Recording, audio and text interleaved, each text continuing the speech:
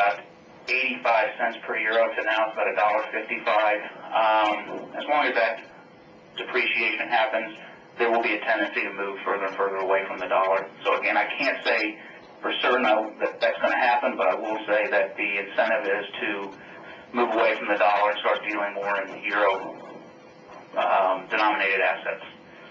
There are some, such as Jim Rogers, Ron Paul, that have called for the abolishment of the Federal Reserve System, that they blame the Federal Reserve for our recessions. Do you think the Federal Reserve System should have drastic changes or possibly be totally abolished? Again, if you asked me that 5 years ago, even 2 or 3 years ago, actually say 5 years ago, I'd say no. The problem you have is deflation is a bit more difficult to deal with than inflation, and therefore it's better to have a expanding supply of dollars or money, whereas in your gold standard you're kind of fixed based on the value of the gold or the gold you have. And therefore the Fed is more readily able to adjust the supply of dollars to match that. The problem is we find now that there's a huge information problem. The Fed does not know. I don't know if you remember back during the dot-com crisis, the argument was that this is the new economy, that the new tech boom is going to produce a great boom in our economy.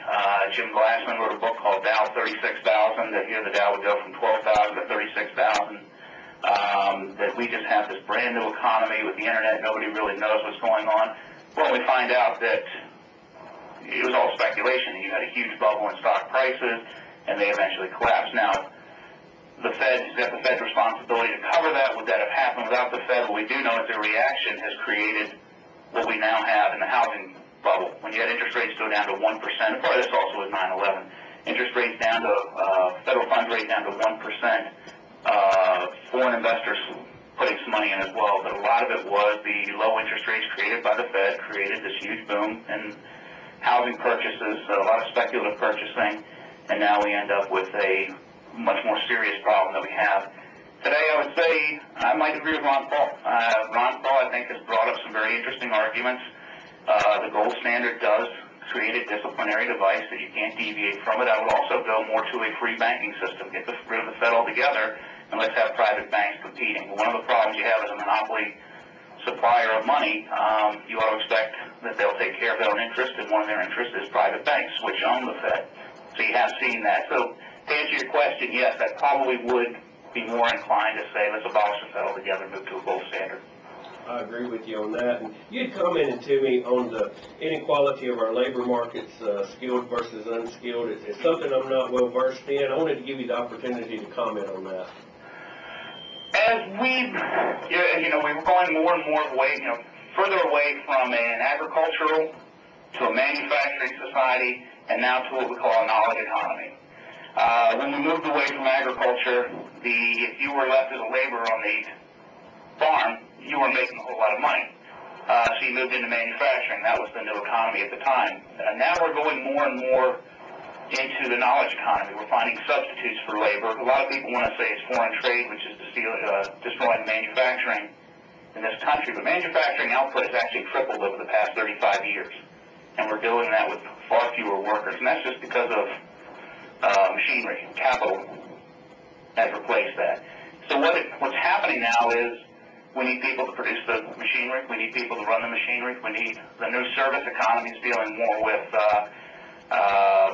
computer technology, things like that. So there's a huge demand for educated, skilled workforce, and there's far less of a demand for the uneducated, lower skilled workforce. Add to that, you're getting a lot of immigrants coming to this country with lower skills who are willing to do this type of work, which is further depressing some of those wages at the bottom. Now, one of the misnomers of this, the mistakes that's being made, is to say that the middle class is losing ground because of this. And the problem is what we see in the data is not the middle class losing ground, it's the composition of the middle class household that's changed. Also the composition of what they're paid. They're not losing ground, but their incomes are not growing as rapidly as higher skilled, more educated workforce. So we have a greater demand in this country for people with better education, more skilled labor, that's not being satisfied. That's why the incomes are increasing at the but not necessarily so much at the bottom. What's the change for that? It's hard to say. I think the first thing I would look at is improving the educational system in our country. Outside of that, people need to be hungry and realize that they, walking out without a high school diploma is not going to necessarily do you a lot of good. Now, let me give you one example too, by the way. My wife is a communications consultant who's done some work for a company that, actually an automotive industry, where the demands for people, the auto mechanics who can run the diagnostic equipment is soaring. As a matter of fact, some of them can pour in six-figure incomes as a diagnostic technician in an automobile repair facility. That's the type of skills we're looking at, whereas someone who can change the oil, well, the skills there are not that great. There are plenty of people who can do it. Those wages aren't going up, but the technician who can run the diagnostic equipment is. And that's what we're seeing in our labor market today, that it's taking a lot more skill, a lot more education. And when I say education, I want to be careful. I don't necessarily mean formal education. You can get this informally as well. You can also get it through vocational education. But the idea of walking out without a high school diploma, or with simply a high school diploma with no intention of improving your skills at all, you're not going to be moving up that well in terms of income. That was some very interesting information. I wanted to ask you as we close, do you have any advice for people as what is best to do with their money in the face of these troubling times? I mean, do you have any advice as an economist where people should invest their money if we really do go through a lengthy recession? That's a really tough question now. A lot of people would say, of course, in gold and other commodities.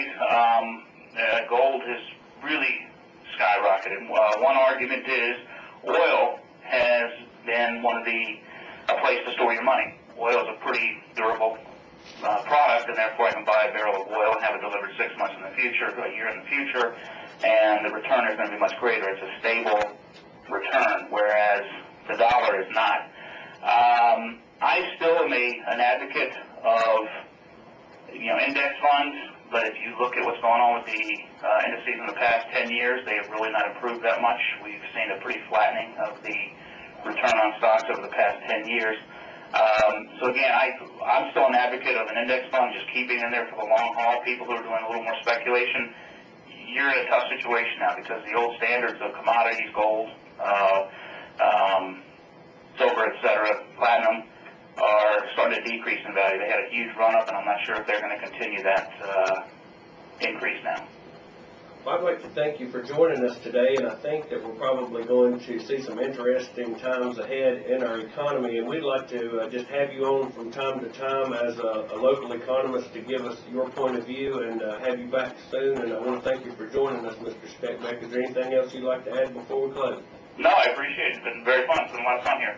Okay, well, we'll be back in touch with you. That's Mark Steckbeck, Professor of Economics. We're going to come back with your phone calls. The phone number is 704-873-1400. The Davie County number is 336-499-0681, and we'll be back after the break. When we're back on the Real News, remember our phone numbers are 704-873-1400. Our Davie County number is 336-499-0681. We'd like to hear from our listeners today, so feel free to call in. And I'm going to start with something Brian touched on there for just a second. Former White House Press Secretary Scott McClellan writes in his memoirs that President Bush relied on an aggressive political propaganda campaign to sell the Iraq War to the American people, and that decision to invade pushed Bush's perception terribly off course. The Bush White House made a decision to turn away from candor and honesty when those qualities were most needed, a time when the nation